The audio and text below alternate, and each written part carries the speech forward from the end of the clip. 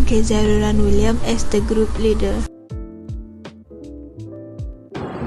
Hai, nama saya Lezena Nasarai. Saya sebagai presenter. Saya Nasinobu sebagai presenter. My name is Wanarzi bin Wanoslan Ismanto. I'm the presenter of the group 4. So today I would like to introduce subtopic principles of incidents prevention. Some industries such as construction are constantly confronted with potential hazards and danger. They have workplace safety measures and guidelines in place to avoid workplace accidents and mishaps. Here are a few pointers to help you avoid common workplace accidents and reduce risk to your business. Okay, so isi pertama adalah dia pasal incident prevention is good management. Bermaksud satu pengurusan yang baik bagi dia dapat mengelakkan berlakunya kemalangan dalam sesebuah syarikat. Lepas tu dengan ini dia dapat menjaga kebajikan pekerja dengan lebih baiklah. Lepas tu isi kedua adalah management and worker must cooperate. Dia bermaksud pengurusan dan pekerja dia harus bekerjasama dalam melaksanakan program inilah. Top management must lead. Yang pertama adalah orang atasan perlulah menunjukkan cara yang selamat semasa bekerja. Contohnya, orang atasan perlulah mengajak orang bawahan untuk bekerja seperti menunjukkan orang bawahan cara untuk bekerja supaya dapat mengelakkan kemalangan yang tidak diingini berlaku.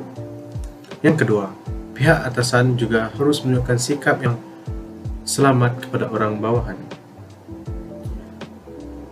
Contohnya, orang atasan perlulah menunjukkan sikap yang bagus seperti supaya orang bawahan tidak melengahkan masa semasa melakukan kerja, dan apabila orang bawahan tidak melengahkan masa semasa melakukan kerja, ianya sekaligus dapat mengelakkan daripada berlakunya kemalangan. Yang ketiga, orang atasan juga perlu mengetahui suatu kerja ataupun mengajar pekerja dengan cara yang betul.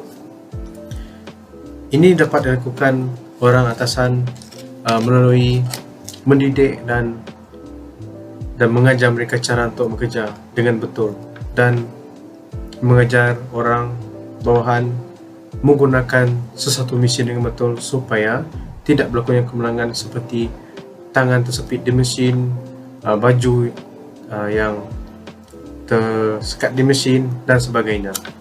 Yang keempat, setiap proses dan kerja yang dilakukan haruslah dipantau supaya dapat mengikuti SOP yang telah ditetapkan. Contohnya, orang atasan perlulah memberi arahan supaya orang bawahan menggunakan pakaian yang selamat, contohnya PPE.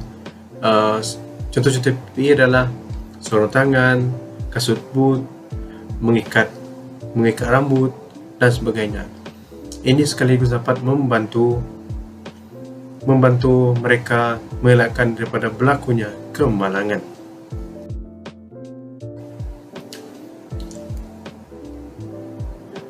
Yang kedua adalah there must be an OCS policy.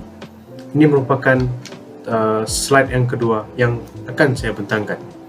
Yang pertama, polisi OCS perlulah dititikberatkan di tempat kerja. Contohnya, tidak bermain-main semasa melakukan kerja.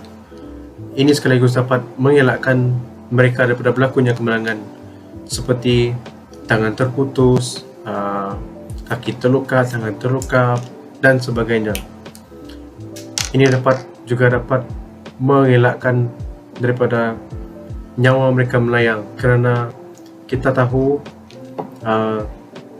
di tempat kerja banyak kemenangan yang dapat berlaku yang kita tidak jangka, yang dapat melibatkan kematian. Yang kedua, untuk mengelakkan kecederaan ataupun kemalangan di tempat kerja, mengikuti OCS polisi yang mana penting di tempat kerja, kerana terdapat banyak peraturan yang ditetapkan di OCS polisi yang dapat diikutkan semasa melakukan sesuatu kerja. Yang ketiga, pekerja dapat bekerja dengan lebih teliti dan selamat. Contohnya, semasa melakukan sesuatu kerja, pekerja tersebut dapat bekerja dengan tidak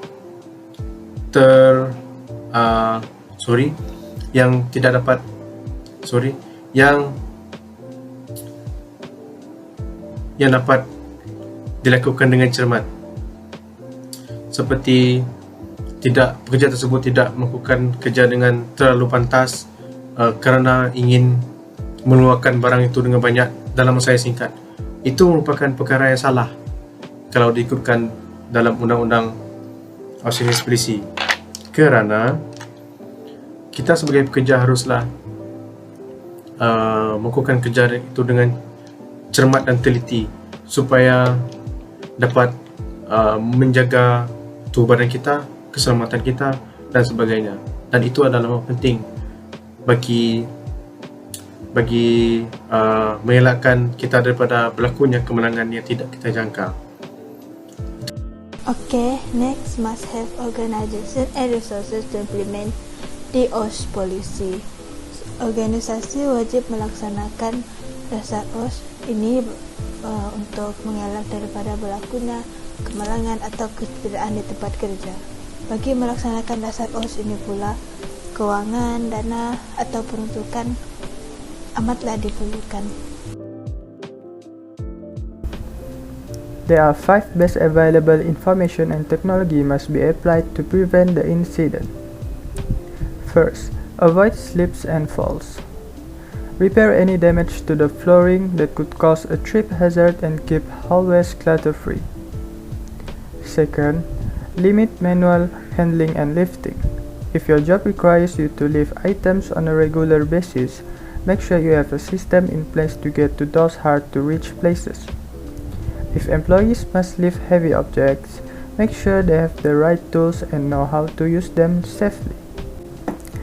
Third, keep a well-stocked first aid kit in plain sight. If you have a large office, distribute several kits throughout the space and ensure that someone on staff is first aid trained. Fourth, create an emergency action plan. Create a system to track employees' whereabouts, outline emergency exits, practice fire drills, coordinate safe meeting places, and create a system to track employees' whereabouts. Lastly, installing cameras at your facility. Speakers can be added to the camera system to allow for two-way communication. Each system can be tailored to the specific needs of the property and application. Those cameras allow you to keep a constant eye on everything. In conclusion, the management and the workers need to be cooperative and obey the industrial laws to ensure that the qualities and services of the product are safe and excellent. That's all from us. I hope we are able to deliver our presentation today tidy and nicely. Thank you everyone for lending your ear.